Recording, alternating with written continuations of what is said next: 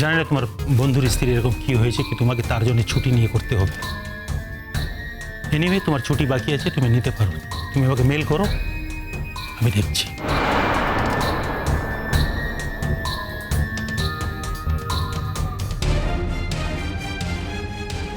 তোমার কিছু তো একটা হয়েছে, আমার সঙ্গে শেয়ার না করলেও আমি বুঝতে পারছি।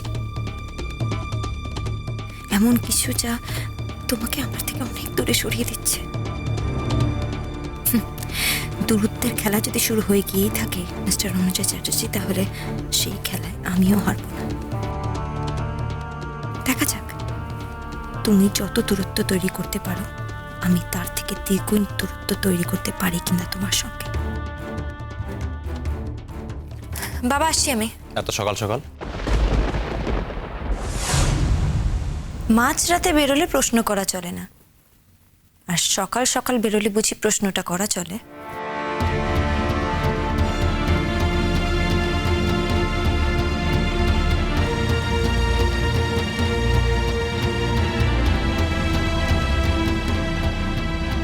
ইভান,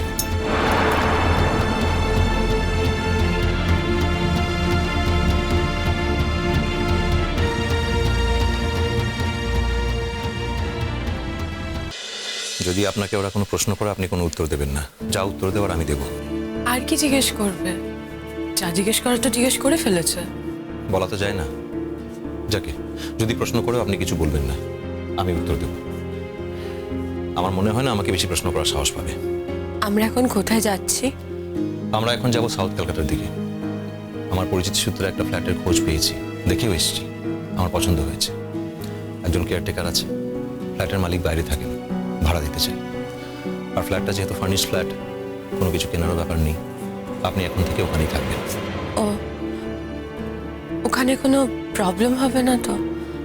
আবার কোনো প্রশ্ন কিংবা? হওয়ার তো কথা নয়, কারণ যিনি প্রশ্ন করবেন উনি তো বাইরেই থাকেন। যখন আসবেন তখন দেখা যাবে। নিউজ পেপারে একটা খবর পড়লাম। আপনাকে একটা রিকোয়েস্ট করব। বলুন, কি রিকোয়েস্ট? কাল কৃষ্ণময় চলে যাওয়ার 4 দিন পুরো হচ্ছে।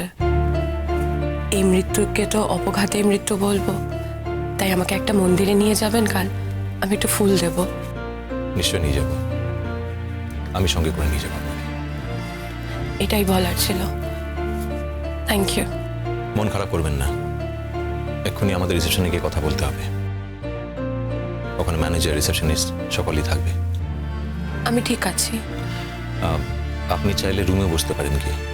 না, আপনি চলুন, আমি ঠিক আছি।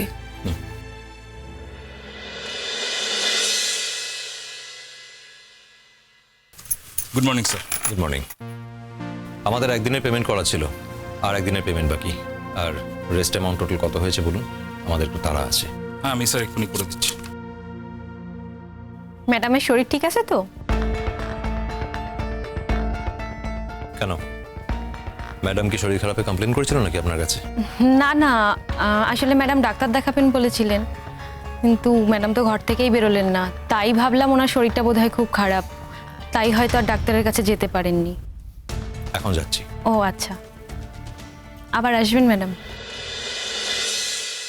স্যার, রুম রেন্ট 1100 টাকা, আর আপনার টোটাল হয়েছে 1500 টাকা। সব কিছু ডিটেলস আমি এর মধ্যে লিখে দিয়েছি। আর একটু এটাতে সিগনেচার। গুড মর্নিং, কেমন আছেন? খুব ভালো। আপনি অনেকদিন পর তো? হ্যাঁ, অনেকদিন পর এসেছি বলেই ফেরানো যাবে না কিন্তু। শুনুন, খুব ভালো ভালো বেড কভার আছে, টাওয়াল তো আছে, খুব সস্তা। এর থেকে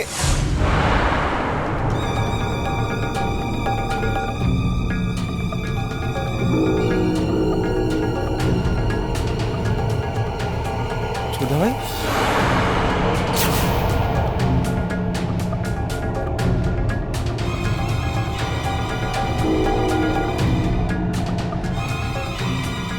কাজ ছিল এখানে।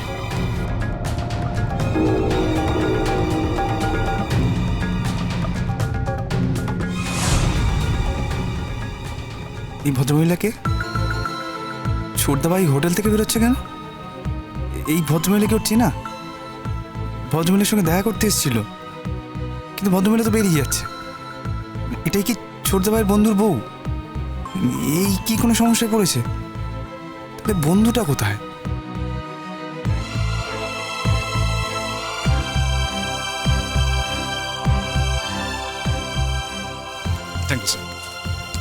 চলুন। ছোট ভাই শোনা বলছি আমি আমি এখন একটু ব্যস্ত আছি, পরে কথা হবে। আসুন।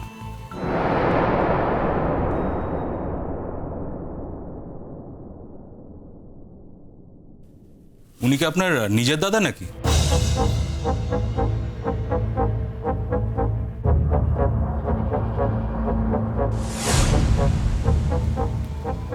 কেন বলুন তো? আসলে শুনলাম আপনার বৌদিকে নাকি বাড়িতে মেনে নেয়নি। উনি একজন অত বড় পুলিশ অফিসার, অথচ দেখুন কলকাতায় এসে ওনার স্ত্রীকেই হোটেলে থাকতে হচ্ছে। ব্যাপারটা খুব অস্বাভাবিক না? আরে কি আবল তাবল বকছেন? দাদাভাইয়ের বউ কে? কে দাদাভাইয়ের বউটা কে? আরে উনি তো বললেন যে ওনাদের বিয়েটা বাড়ি থেকে অ্যাকসেপ্ট করেনি, ভীষণ প্রবলেম হচ্ছে, তাই ওনার স্ত্রীকে উনি বাড়িতে নিয়ে যেতে পারছেন না, এই হোটেলেই রাখতে হচ্ছে। ও ভাই দাও, একটা ভালো খবর আছে, আপনাদের বাড়িতে তো একজন নতুন সদস্য আসছে। কি? হ্যাঁ, ওনার ওয়াইফ তো প্রেগনেন্ট। এই তো স্যার নিয়ে যাচ্ছেন ডাক্তার দেখাতে। স্যার আমাদের সঙ্গে অনেক কথা শেয়ার করেছে। এই তো সেদিন ওয়াইফকে রেখে বাড়িতে গেছিলেন দেখা করতে। তারপরে মাঝরাতে আমরাই ফোন করেছিলাম। আসলে ওনার ওই আইডি কার্ডটা আমাদের ভীষণ দরকার পড়ে গেছে। কিছুক্ষণ পরেই স্যার চলে এসেছিলেন। তারপরে তো সেই রাতে থেকেও গেলেন। আচ্ছা, আমাকে একটা কথা বলুন তো, আপনার দাদা একজন অত বড় পুলিশ অফিসার, আর আপনি এরকম বেড কভার, টাওয়াল এগুলো সব বিক্রি করে বেড়াচ্ছেন? দাদাকে বলে কোথাও ভালো জায়গায় ঢুকে যান না মশাই। আচ্ছা যাকে আপনি দেখান, আমরা আপনার কাছ থেকে মাঝে মাঝে কিছু কিছু জিনিস নেব। তবে একটা কথা, আমাদের হোটেলে অনেক সময় অনেক রকম প্রবলেম হয়। আপনার দাদাকে কিন্তু আমাদের দিকটা একটু দেখতে বলবেন। কি ব্যাপার, আপনি চুপ করে আছেন কেন?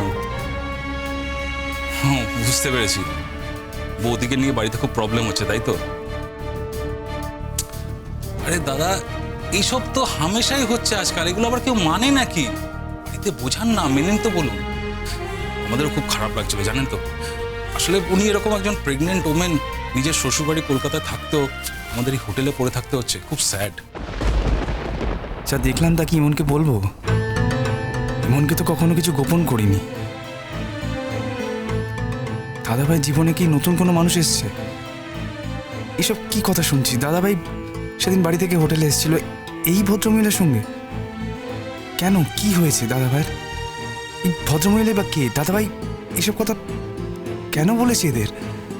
যদি ইমন খুনা করেও জানতে পারে, তাহলে সেই দিনেও আমাদের বাড়ি ছেড়ে চলে যাবে। এটা কি দাদাভাই বুঝতে পারেনি? বসুন। যার সঙ্গে দেখা হলো সে কে? আমার ভাই। আসুন। দাঁড়ান, উনি তো বাড়িতে সব বলে দেবেন। হ্যাঁ, বলে দিতে পারে। তাহলে কি হবে? কি আর হবে, খুব বেশি বাড়িতে বলবে আমাকে এক মহিলার সঙ্গে দেখেছে হোটেল থেকে বেরোতে। আমি তো বাড়িতে বলেছি যে আমার এক বন্ধুর স্ত্রী একটু সমস্যায় আছে, তারা জানবে যে এখন আমি তার সঙ্গেই আছি। কিন্তু ম্যানেজার যদি কিছু বলে দেয়? দেখুন, এখন ম্যানেজার কি বলবে, তার উত্তরে আমার ভাই কি বলবে, আমার ভাই বাড়িতে গিয়ে কি বলবে, এত কিছু ভাবতে গেলে তো আমি কাজটাই করে উঠতে পারবো না। বসুন, এত চিন্তা করে কোনো লাভ নেই। আমার খুব নার্ভাস লাগছে। কেন নার্ভাস লাগার কি আছে? আমার জন্য আপনার সাংঘাতিক ক্ষতি হয়ে যাচ্ছে। আপনার ওয়াইফের সঙ্গে কোনো মিসআন্ডারস্ট্যান্ডিং যেন না হয়, আমি এটাই ভয় পাচ্ছি। দেখুন, আমার ওয়াইফ খুব ভালো মেয়ে, আপনি তার সঙ্গে আলাপ হলে বুঝতে পারবেন। আসলে আপনার কথাটা বাড়িতে আমি কাউকে বলতে পারিনি, যেহেতু আপনার ব্যাপারটা খুব গোপনীয়তার মধ্যে রাখতে হবে। আমি ইমনকেও কিছু বলতে পারিনি, কিন্তু আমি জানি যদি ইমন গোটা বিষয়টা জানতো তাহলে সবচেয়ে বেশি সাপোর্ট ওই আমাকে করতো। আপনি তার সঙ্গে মিশলে বুঝতে পারবেন। ভবিষ্যতে যখন ওর সঙ্গে আপনার আলাপ হবে তখন মিলিয়ে নেবেন আমার কথা। আপনার ওয়াইফকে কিছুই বলেননি আপনি? না, শুধু এটুকুই বলেছি যে আমার এক বন্ধুর স্ত্রী বিপদের মধ্যে আছে, আমি তাকে হেল্প করতে যাচ্ছি। এর বেশি কিছু বলিনি, কারণ এর বেশি কিছু বলাটা আমার প্রফেশনাল এথিক্সের বাইরে এবং আমার ধর্মও নয়। আপনাকে নিরাপত্তা দিতে গিয়ে আপনার বিপদ তো আমি বাড়িয়ে তুলতে পারি না। এখানে বেশিক্ষণ দাঁড়িয়ে কথা বলা ঠিক হবে না, বসুন।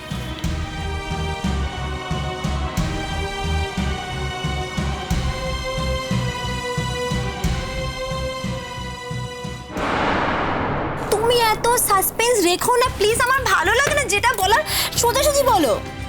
বলছি তো, মানে এমন কিছু ব্যাপার না। আমি জাস্ট এটাই বলছি যে তুমি দাদাভাইকে শক্ত হাতে একটু বেঁধে রেখো। কুসুম দোলা কুসুম